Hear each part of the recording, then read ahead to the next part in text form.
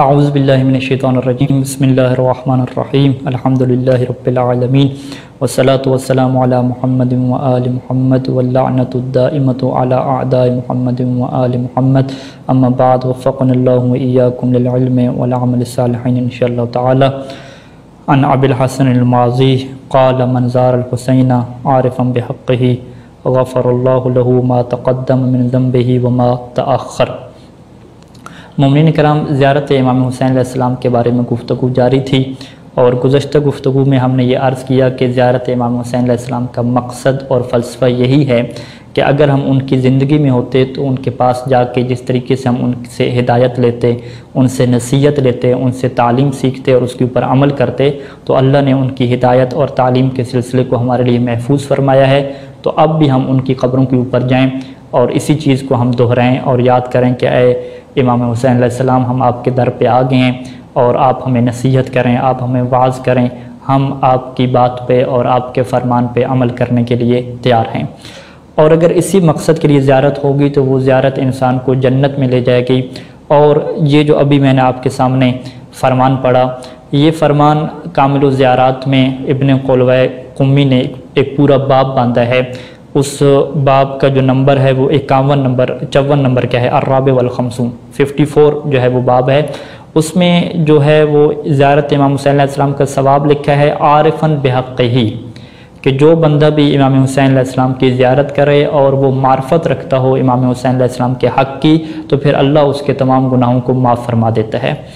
اب جو موضوع گفتگو ہے وہ ہمارا یہ ہے کہ زیارت امام حسین علیہ السلام کا ثواب ہے، لیکن اس ثواب میں یہ شرط تمام ائمہ علیہ السلام نے لگائی ہے کہ معرفت والی جو زیارت ہوگی اس کا ثواب ہے، بغیر معرفت والی جو زیارت ہے اس کا ثواب نہیں ہے۔ اور اگر ہم کامل الزیارات، فقط ایک کتاب کامل الزیارات کو دیکھیں تو کچھ صاحبان تحقیق کے مطابق 81 مقامات ایسے ہیں کہ جہاں پہ یہ شرط ذکر ہوئی ہے کہ معرفت کے ساتھ جو زیارت کریں گے اس کا مقام ہے اور اسی سے حج اور عمرہ کا ثواب ملے گا، تمام کے تمام گناہ معاف ہوں گے۔ یہ معرفت کیا ہے اور معرفت ہونا کیوں ضروری ہے؟ ہم سب جانتے ہیں کہ دنیا میں ہم کسی بھی شخص کی ملاقات کے لیے جاتے ہیں تو اگر ہم یہ چاہتے ہیں کہ اس شخص کی ملاقات ہماری اچھی رہے اور وہ بھی پسند کرے ہماری ملاقات کو تو ہم اس شخص کے بارے میں معرفت حاصل کرتے ہیں۔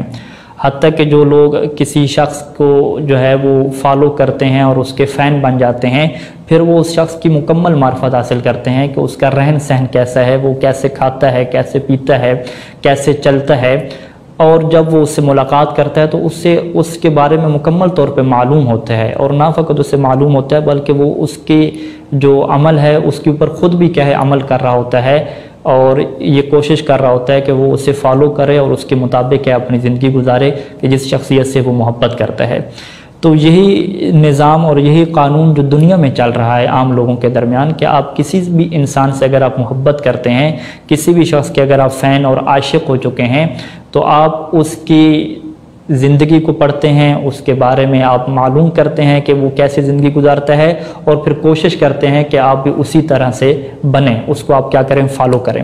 تو روایات کے مطابق یہ بات ضروری ہے کہ اگر ہم امام حسین علیہ السلام کی زیارت کے لیے یا کسی بھی نبی اور اوصیاء کی زیارت کے لیے جا رہے ہیں تو ہم ان کی زندگی کے بارے میں جانتے ہوں۔ لہٰذا ضروری ہے کہ اگر ہم معرفت امام حسین علیہ السلام والی زیارت کرنا چاہتے ہیں تو ہم امام حسین علیہ السلام کے بارے میں اپنی معلومات کو اور اپنے علم کو بڑھائیں۔ ہم یہ دیکھیں کہ امام حسین علیہ السلام کی سیرت کیا ہے، ان کا پیغام کیا ہے، انہوں نے ہمیں کیا حکم دیا ہے اور کیا چاہتے ہیں کہ ان کے ماننے والے کیسے ہوں، یہ ساری کی ساری معرفت ہونا ضروری ہے۔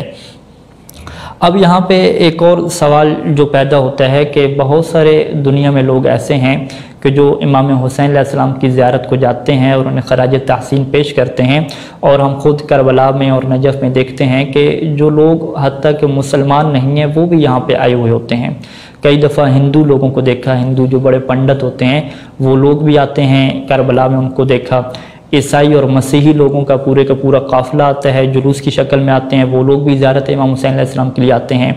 اگر آپ یہ سوال اٹھائیں کہ کیا ان کے پاس معرفت نہیں ہے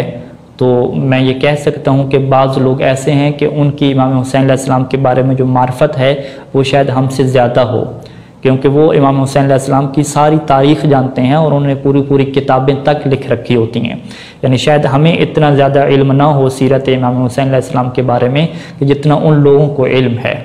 تو اب یہ سوال پیدا ہوتا ہے کہ جب ان لوگوں کی معرفت زیادہ ہے، علم ہم سے زیادہ ہے، امام حسین علیہ السلام کو وہ ہم سے زیادہ جانتے ہیں، تو کیا ان کی بھی زیارت قبول ہوگی اور ان کو بھی یہی ثواب ملے گا کہ ان کو بھی جنت میں جگہ ملے گی، ان کے رزق اور مال میں برکت ہو جائے گی اور پھر ان لوگوں کے بھی گناہ معاف ہو جائیں گے؟ کیا یہی معرفت کا مطلب ہے؟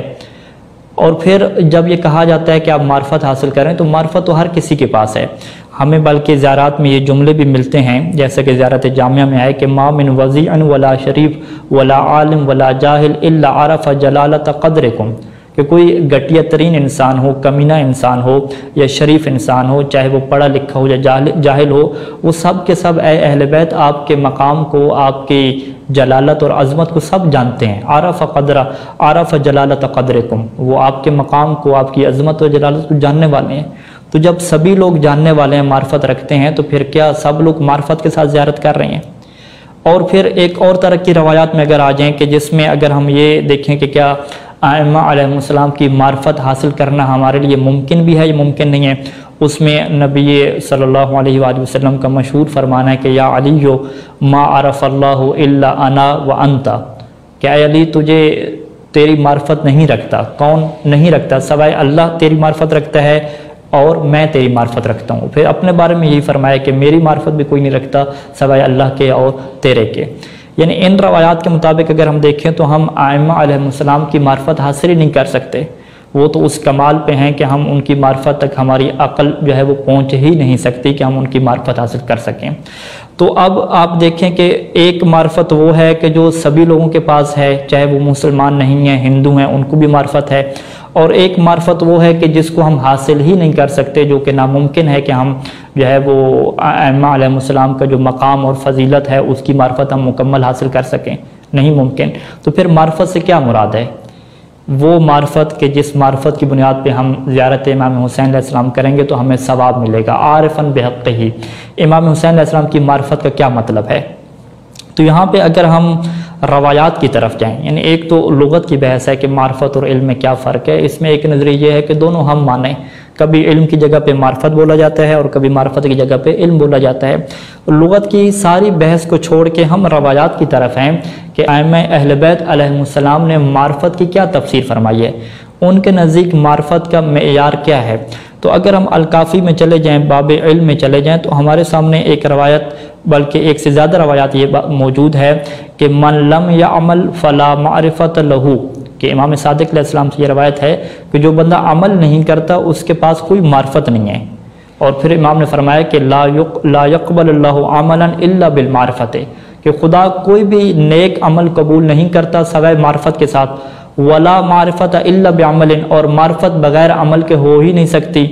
ومن یعمل، اور دیکھو جو عمل کر رہا ہوتا ہے، دلتہ المعرفت علی العمل، اس کو اس عمل کی طرف کیا چیز لے کر آئی ہے؟ اس کی معرفت لے کر آئی ہے. اور ومن لم یعمل، اور جو عمل نہیں کرتا اس کے پاس معرفت نام کی چیز ہی نہیں ہے. یہی چیز ہماری دنیا میں بھی موجود ہے کہ اگر ایک گلی میں پڑھا لکھا انسان کھڑا ہو جس کے پاس PhD کی ڈگری موجود ہو، بہت سارے لوگ کھڑے ہوں، پھر بھی وہ گلی کے درمیان میں کھڑا ہو، اپنی گاڑی جو ہے وہ روڈ کے درمیان پہ کھڑی کر دے، تو لوگ کیا کہتے ہیں کہ کتنا جاہل انسان ہے، کہ لوگ گزر رہے ہیں درمیان میں کھڑا ہوا ہے، تو آپ اسے کہتے ہیں کہ بھی یہ جاہل نہیں ہے، یہ تو PhD ڈاکٹر ہے، اس کے پاس یہ ڈگری موجود ہے، بڑا علم ہے. آپ کہیں گے نہیں، یہ ہم اسے جاہل کہتے ہیں. اور مولا امیر المومنین علیہ السلام واضح فرماتے تھے کہ ان العالم العامل بغیرہ کل جاہل، کہ جو عالم تو ہو لیکن اپنے علم کے اوپر عمل نہ کر رہا ہو تو وہ جاہل ہے. یعنی اب آپ دیکھیں کہ جو ہندو ہے اگر اس سے امام حسین علیہ السلام کی معرفت حاصل ہوئی ہے تو وہ پھر عمل کیوں نہیں کر رہا؟ اگر وہ یہ سمجھتا ہے کہ امام حسین علیہ السلام ایک اچھے مشن کے لیے قربانی دی ہے تو وہ امام حسین علیہ السلام کے مشن کے اوپر کیوں نہیں آ جاتا؟ وہ امام حسین علیہ السلام کے دین کے مطابق عمل کیوں نہیں کرتا، چلتا کیوں نہیں ہے؟ جب وہ عمل نہیں کر رہا تو اس کے پاس کیا معرفت ہے؟ ہم دنیا والے تو کہیں گے کہ اس کے پاس معرفت ہے، لیکن صادق آل محمد مکتب اہل بیت میں اہل بیت علیہ السلام کہیں گے کہ نہیں، اس کے پاس معرفت نہیں ہے، کیونکہ معرفت عمل کے ذریعے سے ہوتی ہے. اسی طریقے سے آپ اپنے انسانوں میں اور اپنے مومنین میں دیکھ لیں کہ جو عمل نہیں کر پاتے، عمل نہیں کرتے، فقط امام حسین علیہ السلام کی شان بیان کرتے ہیں، فضیلت بیان کرتے ہیں، مصیبت بیان کرتے ہیں، عمل نہیں کرتے. وہ کہتے ہیں کہ ہمیں امام حسین علیہ السلام کی بڑی معرفت ہے. ہم کہیں گے آپ کی نگاہ میں تو آپ کو معرفت ہے، لیکن صادق آل محمد کے مطابق اگر آپ عمل نہیں کر رہے تو فلا معرفت لہو، تو آپ کے لیے کوئی معرفت نہیں ہے. معرفت اور علم کی جو تعریف ہے ڈکشنری میں، کون سی ڈکشنری میں؟ اہل بیت علیہ السلام کی ڈکشنری میں جو معرفت کی تعریف ہے کہ من لم یعمل فلا معرفت لہو، کہ جو عمل نہیں کرتا اس کے لیے معرفت نہیں ہے. اور انہی روایات سے یہ نتیجہ نکالتے ہیں کہ زیارت امام حسین علیہ السلام تبھی قبول ہوتی ہے اور تبھی اس کا ثواب ملتا ہے کہ جب انسان تقوی کی منزل پہ ہو، جب انسان عمل کر رہا ہو. جب انسان عمل کر رہا ہو، نماز پڑھ رہا ہو، روزہ رکھ رہا ہو، حرام کاموں سے بچ رہا ہو، واجبات کے اوپر عمل کر رہا ہو، تو پھر اسے کیا ثواب ملے گا، وگرنہ کیا اسے ثواب نہیں ملے گا. اب یہاں پہ ہم انشاءاللہ ایک سوال چھوڑ رہے ہیں اگلی گفتگو کے لیے کہ آخر وہ کون سے طریقے ایسے ہیں کہ جس سے ہم یہ امید رکھیں کہ ہماری زیارت قبول ہوگی اور ہمیں ثواب ملے گا. وہ کون سی ایسی شرائط ہیں کہ ہم ان کے مطابق عمل کریں تو ہمیں اس کا ثواب ملے گا. انشاءاللہ اگلے کلپ میں اس کے اوپر ہم ڈسکس کرتے ہیں. والسلام علیکم ورحمۃ اللہ وبرکاتہ.